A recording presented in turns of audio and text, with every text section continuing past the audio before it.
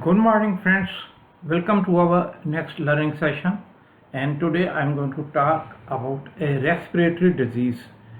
What I mean by respiratory disease is the disease of the lungs and disease connected with your breathing.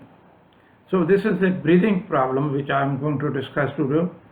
The condition is called COPD, also called COLD. COLD, cold is not the common cold. This is an abbreviation. It stands for chronic obstructive pulmonary disease. COPD, chronic obstructive pulmonary disease, and COLD, chronic obstructive lung disease. So what do you find? You find it is chronic, it is long standing. It is obstructive. There is some obstruction in somewhere in the airways or in the process of breathing. Lung, that means it involves lung, or if we use the word pulmonary, pulmonary means the lung, and disease means disease of that organ, problem of that organ. There are two types of chronic obstructive lung diseases. One is called chronic bronchitis, the other is called emphysema. I have already told you in my previous talk what is chronic bronchitis. Chronic bronchitis is excessive production of mucus for more than 3 months in a year for 2 consecutive years. And what is emphysema? Emphysema is that when the difficulty in breathing because of the loss of lung respiratory or breathing units. Which are breathing units of the lung? The lung alveoli. Lung alveoli, the balloon-like structures I showed you last time also, I will show you today also, that the air which we breathe in is rich in oxygen and comparatively poor in carbon dioxide. This air enters our nose, back of throat, then voice box, and then the windpipe, then two main right and left bronchus, and then into smaller divisions till it reaches very small division which is less than 0.5 millimeter in diameter, called a respiratory bronchiole. At the end of this respiratory bronchiole is balloon-like structure called alveolus. Alveoli is for many and alveolus is for single. The wall of alveolus is very thin. It contains a capillary from the pulmonary artery and a venule and few lymphatics. The gases can easily pass through this membrane, so therefore oxygen being more in the alveoli passes into the blood and combines with the hemoglobin of our body and goes and supplies the other organs. The carbon dioxide combined with hemoglobin is released into the lung alveolus and then thrown out of the body. This is what is our breathing, that oxygen goes in the blood and carbon dioxide comes back into it. If there is an obstruction in the air passages, then it becomes obstructive disease. If the alveoli become less in number and the gas change is not occurring, again it is a sort of obstructive pulmonary disease. Now look at a diagram. What is this? Look at this diagram. Just concentrate. This is a tree. This is the stem of the tree going towards the soil, and these are the main branches of the tree, and then there are many branches of the tree, then there are leaves of the tree. Okay, and same way this way. So this is a tree. Now if I invert it, this becomes our bronchial tree. See, this becomes our bronchial tree. So bronchial tree in fact is inverted tree in our body. This portion is in our throat. Air from the outside comes into this, then into both sides, and then into these smaller branches till it reaches the alveolus where the gas exchange occurs. So most important part is the exchange of gas. But obstruction can occur anywhere in these passages, and this can be because of a number of reasons. It may be mechanical obstruction, or there may be plug of mucus also obstructive, or the passages become narrow over a period of time, or their wall becomes thickened, making the passages narrow. In chronic bronchitis, for example, the mucus glands, the glands which produce mucus secretion, though they become enlarged. With their enlargement, the wall becomes thickened, and therefore the lumen becomes narrow. The passage becomes narrow. In emphysema, what happens? You have seen this picture also before. Look at this. These are the normal alveoli. These are the normal alveoli. See these are the normal alveoli. And what happened is their wall has broken of this portion. Their walls, these were the walls. Okay, and here was the air. Here they all contained air, and in between they are being separated by a wall. This wall has broken down now, and this has become one common space like this. Now this space has got lesser surface area for the exchange of the gases, whereas this has plenty of area. From here the gas exchange will occur, from here the gas exchange will occur, from here the gas exchange will occur, so much. But here it can occur only from here. Nothing can happen in this side, in this. So friends, this is the disease which I was going to talk about. So what are the symptoms of this disease?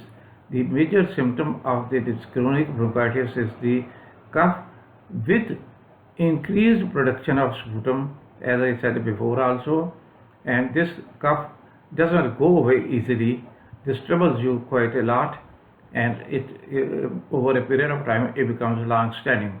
In emphysema also there is a breathing problem. Like in chronic bronchitis there is thickening of the airways. In emphysema there is a poor gas exchange. The patient again complains of difficulty in breathing, and more so on a little exertion.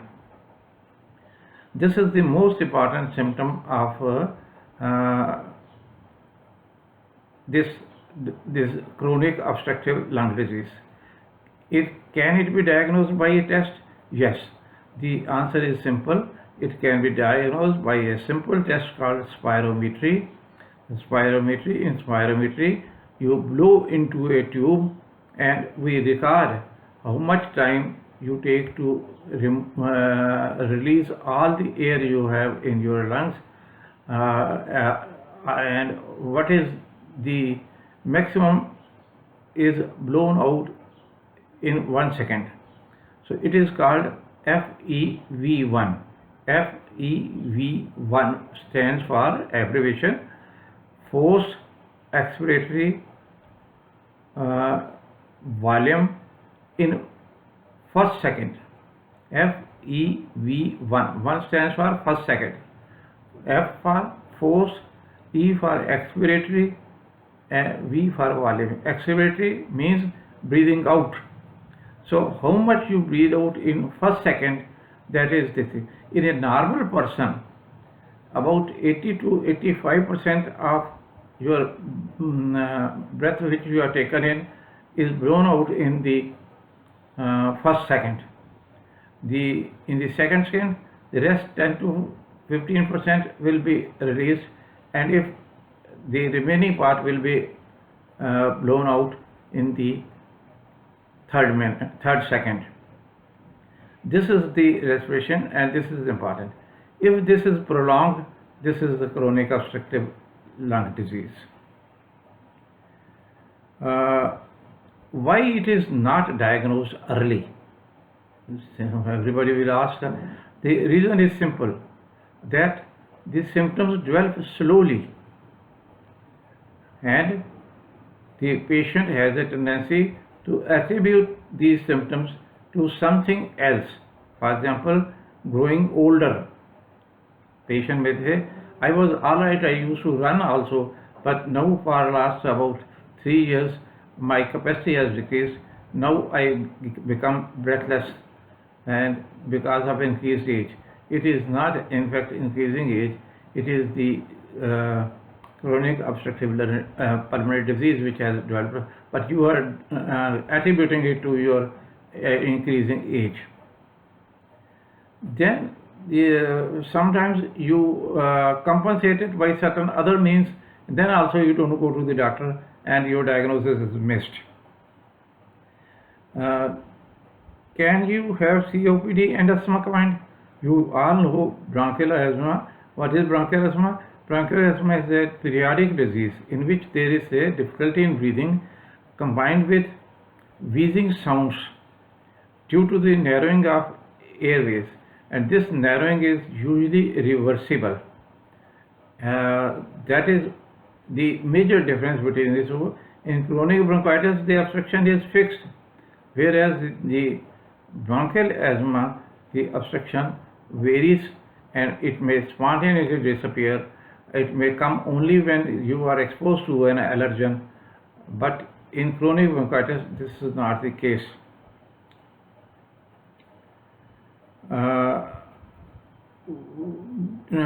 What should you eat if you have this disease? Should you care about eating? Yes, your diet should be nourishing because your lungs have to work more, and similarly your heart also has to work more because you are using more force to breathe out and breathe in because of your lung problem, and you are spending more energy, and therefore you need to compensate for that energy. You need a nutritious, protein-rich diet. And what about your weight? Your weight is very important factor in reducing your symptoms or increasing your symptoms. Therefore, if you are overweight or obese, you must make an attempt to reduce your weight. That will also help your breathing become easy. What is the best way of avoiding the disease? By stopping smoking. And what is the best way to prevent worsening? Again, stopping the smoking and exposure to any type of chemicals. What causes chronic bronchitis is exposure to smoke or secondhand smoke or certain chemicals. There is a condition called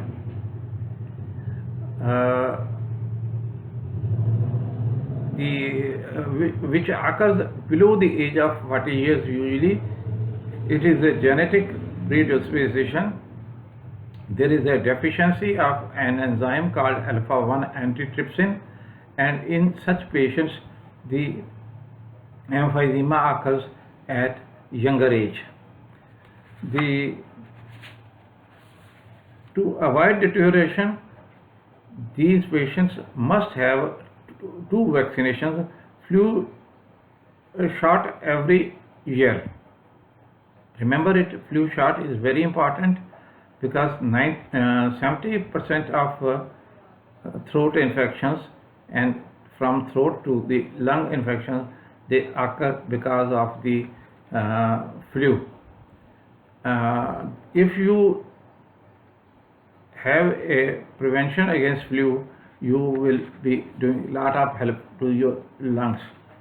The other important vaccination is the vaccination against pneumococcal organisms, that is against pneumonia. And here I will tell you that there are two types of vaccination for pneumonia, and you should have both these vaccinations, but they are not given simultaneously. They are given usually 1 year apart.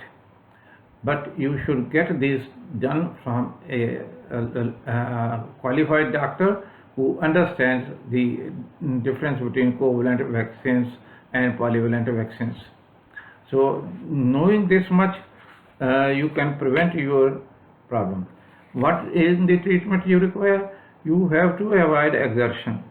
You have to arrange your course like this, that you don't have to do too much of exertion while working, so that your breathing becomes easy and you do not have to get under any type of stress. If you still have asthma, you can also use some bronchodilators in the form of inhalers. They also sometimes help if there is some reversible obstruction there in the alveoli, and you can these may help. And if by any chance infection occurs, treat it immediately with antibiotic, so that to avoid any further damage to your lungs. First thing is, of course, avoid infection, as I said, by vaccination, as well as by avoiding exposure to dust and general things by using mask, if you can tolerate it. If you cannot tolerate it, avoid going out in the dusty atmosphere or where there is a smoke. If your symptoms become suddenly worse, then it is called an exacerbation. We say that patient has developed an exacerbation, and we treat it accordingly, depending upon domiciliary treatment is okay, or the patient may require hospitalization, patient may require oxygen inhalation, and antibiotics, oral or parenteral, may be required. So the thing can be on one side mild and outlook favorable, and other side it can be quite serious. If one gets chronic bronchitis or emphysema, is outlook bad? No. Lot of work can be done by the person if the person takes certain precautions, as I have told you already, to avoid infections, avoid dust atmosphere, avoid smoke, have vaccinations, and arrange your course in such a way that you have to do too much of exertion. So friends, this is what is called COPD, chronic obstructive pulmonary disease, or chronic obstructive lung disease. Do not confuse it with common cold, or as we said, COLD, cold. Don't confuse it. It is written in capitals. It is an abbreviation for chronic obstructive lung disease. There are some medical terms, sometimes they become unavoidable, though I try to make them as simple as it is possible for me to do it. Pulmonary means lungs, so whether we call it chronic obstructive lung disease or we call it chronic obstructive pulmonary disease, it means the same thing basically. So friends, thank you very much for listening to me, and next time we will talk about some other interesting topic. Thank you very much.